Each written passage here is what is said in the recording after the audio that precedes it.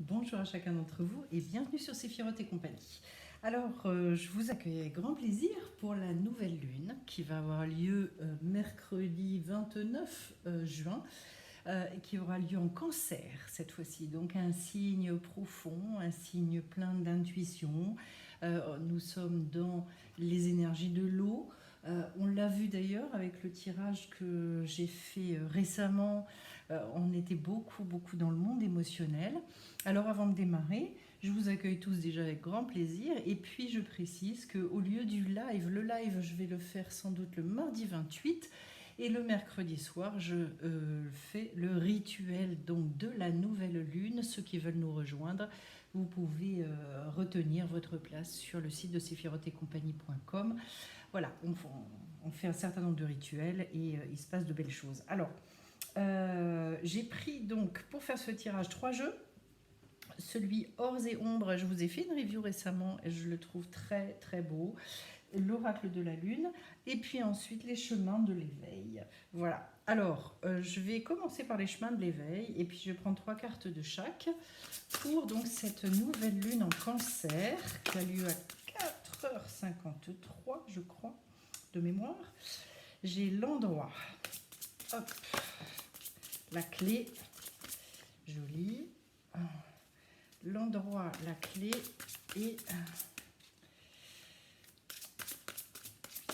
je vais les tirer toutes les 9, je vais pouvoir vous dire un petit peu, et le regard, ah bah alors ça, bon, et puis en dos de deck j'ai le cœur.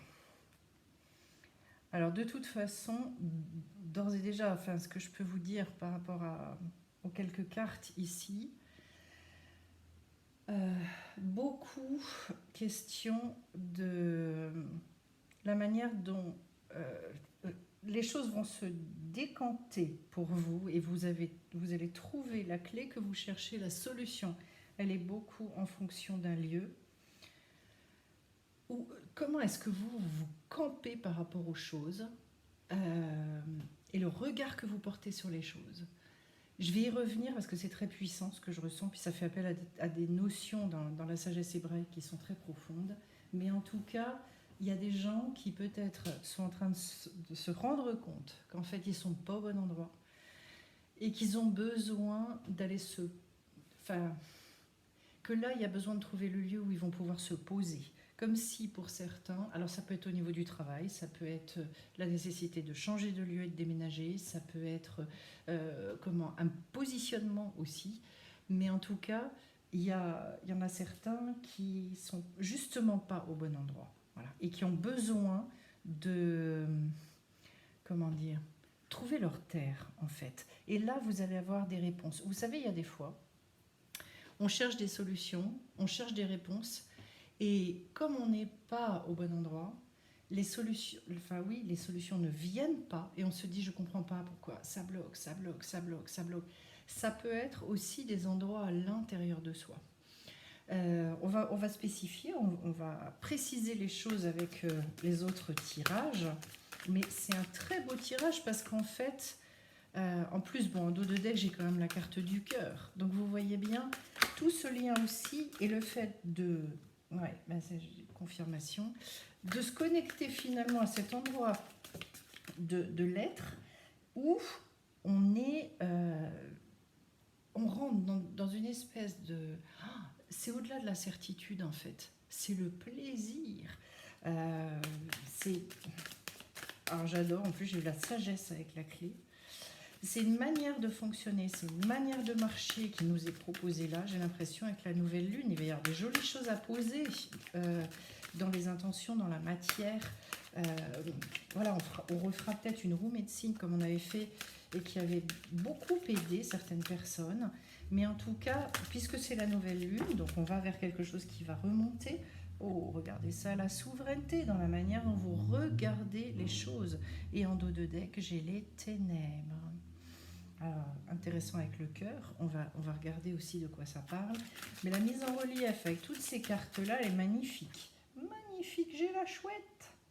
La chouette, l'air, gardienne des rêves. La chouette, justement, elle voit dans les ténèbres, elle voit dans l'ombre. Ensuite, j'ai l'Ouroboros, l'éther. hop, avec quand même l'idée d'une mandorle et le fait justement, hein, comme s'il y avait aussi, peut-être pour certaines personnes, avec cette nouvelle lune finalement, à aller regarder des choses dans les profondeurs et à dépasser.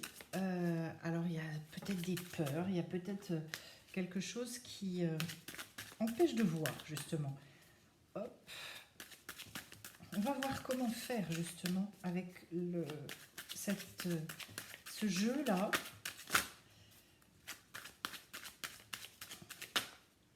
Bon, j'en ai deux qui étaient tombés, je les ai pas pris. Ah bah voilà, là la petite dernière. Lune descendante, aller et retourner aux racines. Donc moi déjà, sans remettre, la lune balsamique autrement. Ce que je vous conseille d'emblée, c'est de profiter justement là, de la fin de la lune descendante, de ce qu'on est en train de vivre sur cette fin de cycle, pour finalement relâcher énormément avec cette lune balsamique. Alors, au niveau de l'endroit, c'est un endroit de connexion. Vous savez, comme quand on va travailler sur les endroits telluriques où vraiment il y a des énergies tout à fait spécifiques et particulières. Il y a un moment, et je pense qu'on est en plein dedans. Comme en ce moment, il y a des changements de paradigme, on remet beaucoup de choses en question, beaucoup de gens se posent aussi la question de savoir s'ils sont à leur bonne place au niveau professionnel, comment est-ce qu'ils doivent gérer les choses, quels sont les embranchements qu'ils doivent prendre, etc. Eh bien, raisonner, et j'ai l'impression en fait méditer sur où est-ce que vous vous projetez vraiment. Ça peut être dans un travail, ça peut être dans un lieu, ça peut être parce que vous vous projetez avec des odeurs, avec des couleurs, avec une météo, j'en sais rien, mais je dirais, quel est le paysage dont vous avez besoin, à quoi vous aspirez, où est-ce que vous sentez que vous allez respirer. D'ailleurs, je le mets de suite en lien avec la carte de la paix, la carte du shalom, comme s'il était question justement pour certaines personnes de retrouver une sérénité, un endroit où je peux me poser et où je suis plus ballottée par les vents contraires. J'ai une personne justement que je suis et qui me dit, mais de toute façon je sais qu'il y a des réponses à mes questions qui ne viendront que quand je serai vraiment arrivée dans le lieu qui m'attend. Et je pense que c'est très sage.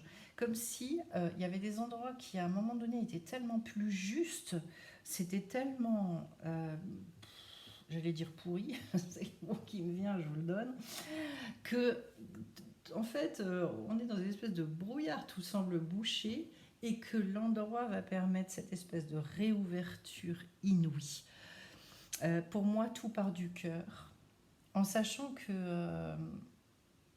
vous savez, c'est toujours au cœur des ténèbres que se réouvre quelque chose. Ça, c'est impressionnant. D'ailleurs, le monde, il a été créé tel que ça nous est raconté.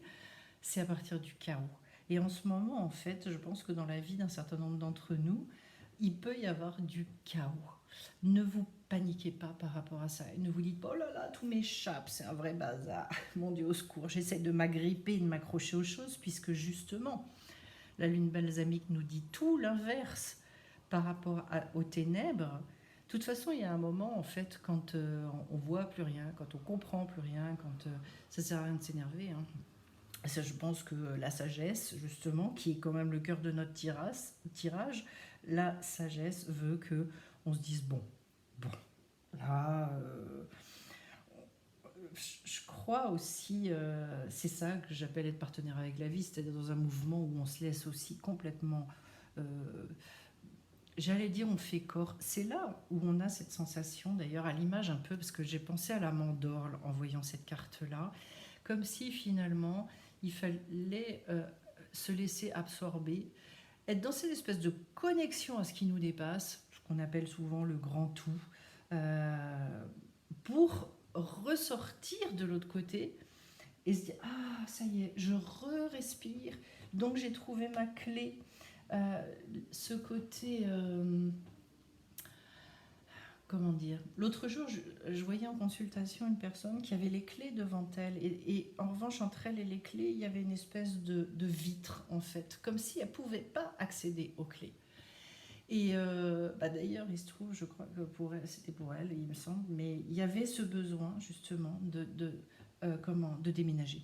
Voilà, on était en plein dedans.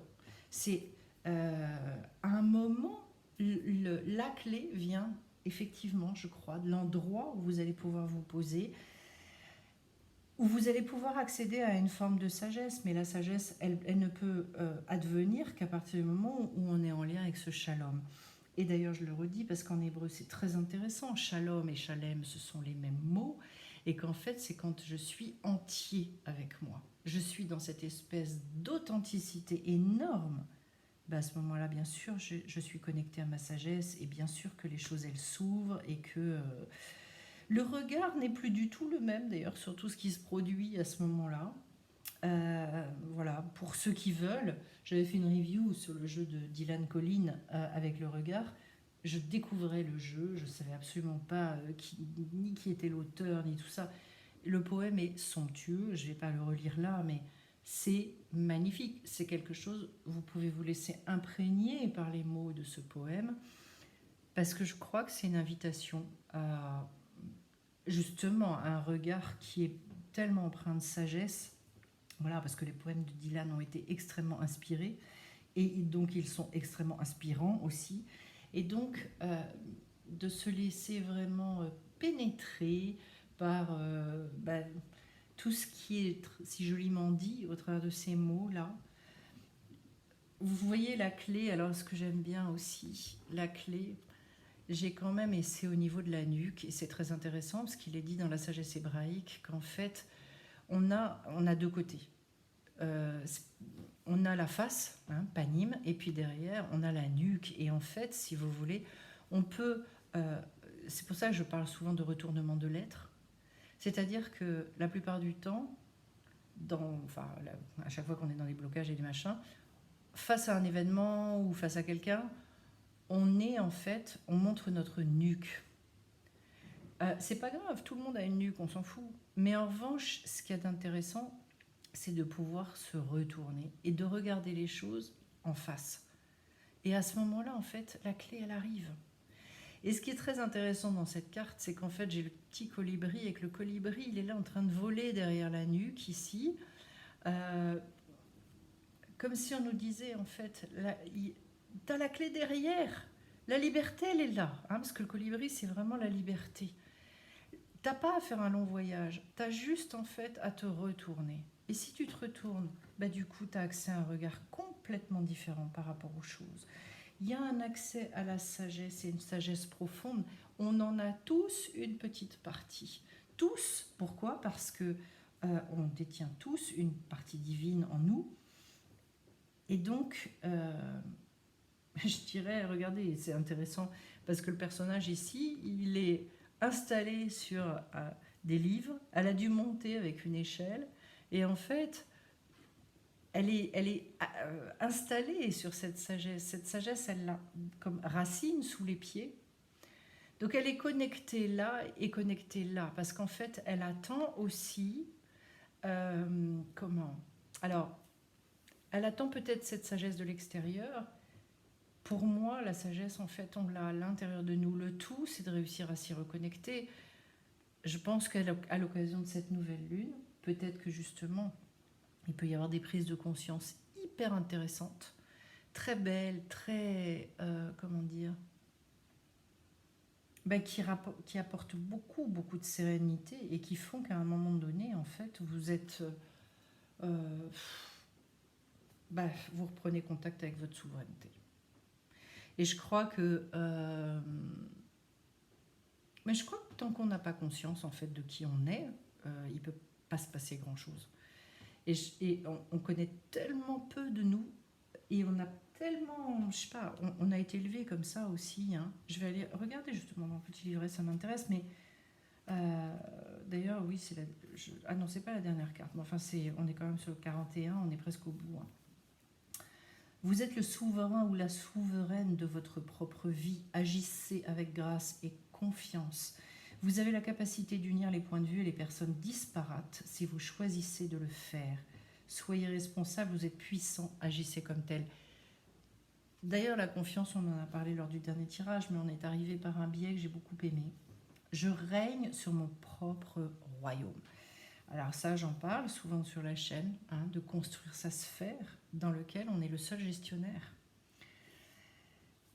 On vous dit les déesses lunaires sont les plus anciennes du panthéon divin féminin et sont représentées dans la mythologie de presque toutes les cultures du globe. De la Diane de la Rome antique, à la grecque Artémis, à la sémitique Astarté et Lina de Polynésie.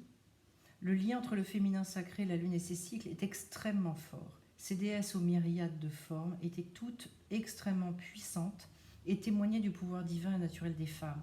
Les femmes devraient s'efforcer d'être les puissantes reines de leur vie. Je trouve ça d'une justesse extraordinaire. Et je vais même rajouter autre chose. Je pense que c'est le féminin qui doit reprendre toute sa puissance, même chez l'homme. Elles ont été éduquées à se soumettre, à rester discrètes, tranquilles et à toujours rendre service aux autres, au point d'être en servitude, alors que dans de nombreux pays dits civilisés, entre guillemets, les femmes peuvent choisir d'être ce qu'elles souhaitent sur le papier, mais elles subissent encore bon nombre d'inégalités comme la disparité salariale et le déséquilibre évident des postes gouvernementaux ou à haute responsabilité. Cependant, ce qui a été accepté par le passé ne le sera plus à l'avenir. Un nouveau règne féminin arrive. Lorsque nous régnons sur nos propres vies, nous assumons la responsabilité de notre évolution et de nos décisions. La reine lunaire sait que, juste après le divin, nous sommes notre propre chef et à ce titre, la responsabilité de notre vie nous incombe. Cela vaut donc la peine d'investir dans le développement de notre conscience de soi, de notre confiance en soi, de notre estime de soi, de notre capacité à nous prendre en charge de manière active et pratique. Nous devons, comme le ferait toute reine, établir des limites fermes pour protéger notre famille et ceux qui sont sous notre protection. Cela ne veut pas dire que nous nous transformons en despotes, mais plutôt que nous devrions toujours faire preuve de bienveillance, de justice et d'un amour profond pour tous comme pour nous-mêmes. Et cela impliquera parfois qu'il nous faille lutter contre ceux qui ne respectent pas nos valeurs et nos limites. Sur les luttes, je ne suis pas d'accord, je vous le dis carrément. Je vous dis en revanche de rester extrêmement ancré sur ce que l'on croit être juste et sur cette justesse que l'on porte à l'intérieur de nous. Ça oui, c'est notre souveraineté et il en va effectivement du fait que notre sphère reste entière, que personne ne puisse venir déséquilibrer ce qu'on a construit, cette paix qu'on a construit avec toute cette sagesse que l'on porte à l'intérieur de nous. Et vous voyez, c'est très intéressant. Parce que finalement, ce qu'on est en train de nous dire aussi, c'est que ça se fait dans ces espèces de ténèbres. On nous parle de la lune la plus longue. C'est-à-dire que c'est là où finalement, juste derrière, j'ai l'amour de soi d'ailleurs, c'est là où finalement ça perdure le plus, où on a eu des tunnels. Je suis désolée, je vais boire un peu. Où on a eu des tunnels assez longs, avec des sensations parfois de... je dirais d'être un petit peu oublié de Dieu ou de la source, ou comme vous voulez. Et de se dire comment est-ce que moi, où en est ma sagesse, justement. Enfin... comment je vais réussir à dépasser ce qui est si... comment dire, ce qui me semble tellement bloqué et noueux. Et puis finalement, en fait, au cœur des ténèbres, justement, il y a ce cœur, il y a cette... il y a quelque chose qui, en fait, ne se tarit jamais. Et je pense qu'en fait, on nous demande de nous en remettre à ce qui ne tarit jamais. D'ailleurs, ce qui m'intéresse beaucoup, c'est qu'on retrouve sur cette carte le côté fluide de l'amphore. Je pense qu'il y a des solutions, il y a des choses qui vous attendent. Tout part de l'endroit. Je crois que cette carte-là, elle est fondatrice dans le tirage que je vous ai fait. Parce que il y a une reconnexion aussi, j'ai l'impression, je ressens avec l'élément air, il y a une reconnexion à ce dont on est porteur, à un appel, à une inspiration profonde. La chouette étant ici représentée comme la gardienne des rêves. Et où en êtes-vous par rapport à ça? Pour moi, il y a beaucoup de gens en ce moment qui sont en train de se connecter à leur appel. La seule chose, c'est comme ils n'ont plus forcément suffisamment confiance en eux. Ils ne sont pas dans la paix, ils ont du mal à se connecter à cette sagesse et à retrouver cette souveraineté et à se dire, mais en fait, oui, j'ai cette expansion à prendre, j'ai cette place à prendre. Je pense que quand on a conscience de ça, après tout s'ouvre. Je voudrais vraiment aller voir l'Ouroboros, la carte de l'éther. Bon, parce que c'est un jeu en plus que je connais beaucoup moins bien, comme je me le suis procuré il n'y a pas si longtemps que ça. Alors, c'est l'une des représentations les plus archaïques de la manifestation du divin. En fait, c'est une auto-fécondation. Il vous dit qu'il peut transformer le regard matérialiste limité en une vision infinie de la vie. Il fait de l'expérience terrestre un concept sacré et céleste, incarné et spirituel. Toute la force primitive contenue dans ce cercle provient du mouvement perpétuel qui en découle. Sans début ni fin, l'Ouroboros est l'immortalité, à la fois création et destruction. Il unit les mondes cosmiques et telluriques. Super intéressant. D'autant plus que, en fait, cette union, on ne la vit pas parce qu'on n'en a pas conscience. Quand on rentre dans cette conscience-là, ça vient nourrir quelque chose qui fait qu'en fait notre rapport à l'existence, il change entièrement. Donc oui, on vous dit, c'est la terre et le ciel, la matière et l'esprit, le yin, le yang, le haut, le bas, macrocosme, microcosme, etc. En fait, c'est le temps de l'union intérieure. Et entre toutes les polarités, de toute façon, ça va avec le fait, le shalem ici, le shalom. Cette roue d'énergie vitale te dévoile que tes vies passées sont intégrées à ta propre existence. Ne te trompe pas de quête, il ne faut pas chercher la finitude ni l'achèvement, car c'est ton incomplétude qui te permet de renaître au cycle suivant. C'est une notion super importante, parce qu'en fait, nous, on a toujours l'impression qu'il y a un but. Et puis qu'une fois qu'on aura atteint le but, on sera arrivé.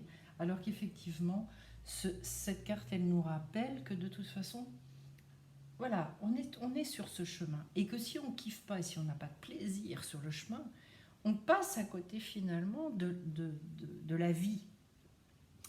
Donc en fait, se relie à tous les cycles du vivant, ceux de la nature, du cosmos, de la lune, cette connaissance que tu acquiers pour la vivre dans ta chair, évite à ton esprit d'entrer dans le chaos. On en parlait du chaos tout à l'heure. Et donc, vous voyez, c'est parce qu'on rentre et on s'inscrit dans ce mouvement perpétuel qu'on arrête et qu'on sort de ce chaos intérieur. Elle te demande de prendre conscience de ta cyclicité énergétique. Alors, avec la Lune, forcément, on est en plein dedans. Et donc, vous voyez que, oui, dans la Lune descendante, finalement, je redescends dans les racines. Et des ténèbres va renaître du moins quelque chose de complètement différent encore. Et que finalement, on est là, c'est vraiment un tirage de renouvellement, mais à fond. Donc, période de deuil, renaissance. Et en fait, c'est ça, quand on a conscience de ça, à ce moment-là, notre esprit devient plus libre et plus léger. En fait, c'est s'inscrire dans cette espèce de grand mouvement cosmique qui va nous offrir plus de créativité, de respect de soi, d'écoute profonde. Et c'est parce qu'on se relie à ce côté cyclique qu'on renoue avec notre essence. De toute façon, le côté cyclique, c'est la vie. Quand il n'y a plus les cycles, c'est fini. Et donc, l'Ouroboros nous montre le chemin. Et en fait, il y a 7 cercles infinis qui partent de la Terre pour s'élever vers le ciel. Lorsque tu apprends à traverser chacun de ces cercles, tu nourris en toi l'œuf alchimique. Cet espace divin lové au creux de ton être unifié, porteur de ta source spirituelle. La géométrie sacrée accompagne le mouvement alchimique à travers le cercle, intègre ce puissant symbole du tout, de l'infini, de la circulation des énergies. Donc de toute façon, on travaillera forcément sur la circulation. Et cette carte t'indique que tu accomplis un processus alchimique. Tu marches sur le chemin illuminé de la non-séparation. Ça, c'est extraordinaire aussi parce que je pense qu'on peut à ce moment-là trouver des forces extérieures. Et au lieu d'être, je dirais, ne serait-ce que de se croire seul et de penser qu'en fait tout vient de nous, tout part de nous, tout, c'est de vivre dans notre chair cette connexion-là. Ça, à mon avis, ça allège la vie dans des voilà. À chaque fois, en fait, que j'approche et que je suis dans ces énergies-là, tout devient tellement léger et simple. Et puis, dès que je déconnecte de ce truc-là et de cette conscience-là, et ben, tout se réalourdit et j'ai l'impression de porter un poids phénoménal sur mes épaules. Donc, en fait, oui, on n'est pas séparés, on est séparés de rien. Oui, il reste des étapes, bien évidemment, mais de toute façon, les étapes, on sait qu'elles sont infinies. Donc, bon, une fois qu'on a compris ça, en fait, il y a une compréhension essentielle qui est en train d'arriver. Vous voyez, j'ai la clé, la sagesse, et j'ai ça en dessous. On vous dit de vous ouvrir à ce message, de l'embrasser totalement et de le remercier, et de savoir que finalement, de toute façon, la fin est toujours un commencement. Ça, c'est une notion qui est extraordinaire. Et c'est vrai qu'en fait, dans notre, on va dire plus ou moins philosophie occidentale, on aime bien les commencements, mais on n'aime pas les fins. Et c'est très symptomatique d'ailleurs du rapport qu'on entretient avec la mort, qui est quelque chose qui est plutôt tabou, plutôt pas fêté, pas mal accompagné, je dirais. Bon, les choses changent, mais elles changent très très doucement. Et donc, enfin, oui, il y a vraiment... Et c'est vrai que quand je parle de deuil, des fois, dans certaines communications que j'ai avec les gens, le deuil, on associe ça que à la perte d'un être. Le deuil, c'est pas du... on en fait tout le temps des deuils, tout le temps. Ne serait-ce que parce que, tiens, j'aurais eu envie de ça, bah oui, mais c'est pas possible. Et ben hop, c'est déjà un deuil. Voilà. Donc... et puis il y a des petits deuils et il y a des très gros. Voilà. En tout cas, moi ce que j'entends aussi avec cette lune descendante qui est juste derrière, c'est finalement, mais pense qu'il y a comme un rebond qui peut s'opérer. Et que si tu acceptes de plonger dans la vague, wow, tu vas ressortir et je ressens une force là-dedans. Comme si en fait on vous disait, plongez, vous voyez, comme si, par exemple au niveau d'un déménagement, d'un changement de job ou quoi, comme si finalement, quand vous plongez là-dedans et que vous acceptez de passer par quelque chose qui vous échappe à un moment donné, c'est ça qui va être la clé. C'est là que derrière vous allez avoir la récompense et que tout va s'ouvrir. Et c'est pour ça qu'en fait, il y a un moment où de toute façon, si vous ne vous en remettez pas à plus grand que vous, si vous n'allez pas jusque-là, vous ne pouvez pas accéder en fait à ce que la vie a en réserve pour vous. Sur les grandes transitions de la vie, on n'est pas du tout en, comment dirais-je, en maîtrise de toute manière. Donc il n'y a que comme ça que les choses se font et qu'on arrive à dépasser. Eh bien écoutez, c'est un super beau tirage. Allez, une petite dernière avec l'oracle de la lumière, une petite dernière, on va me dire, pour plaisir. Pour la gourmandise, bah regardez encore la carte que j'ai la carte Renaissance, en sachant qu'il est écrit effectivement de telle manière, Renaissance, que finalement c'est de se reconnecter à l'essence des choses. Donc pour cette nouvelle lune, waouh, jolie, j'ai envie de vous dire très très jolie, et donc ne pas hésiter. Et puis on est quand même sur la couleur verte, donc on est en lien justement avec la carte du cœur, là aussi. Il y a un appel pour certains, il va y avoir des appels, il va y avoir quelque chose qui va vous soulever, je dirais presque, et qui vous permet vraiment d'accéder à un autre regard, la souveraineté, et d'aller prendre racine peut-être justement complètement ailleurs, dans un ailleurs qui est le vôtre d'ailleurs. C'est un magnifique tirage pour cette nouvelle lune. J'espère, voilà, n'hésitez pas à venir regarder comment se passe et à participer à justement un rituel au niveau de cette nouvelle lune-là, pour donc le mercredi 29. Et puis,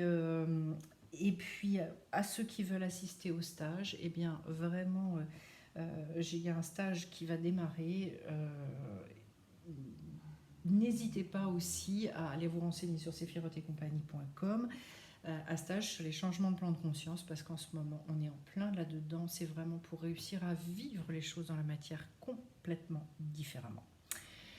Je vais vous souhaiter à tous une magnifique nouvelle lune. Et puis, on se retrouve bien vite sur la chaîne. Merci pour vos retours. Bye bye.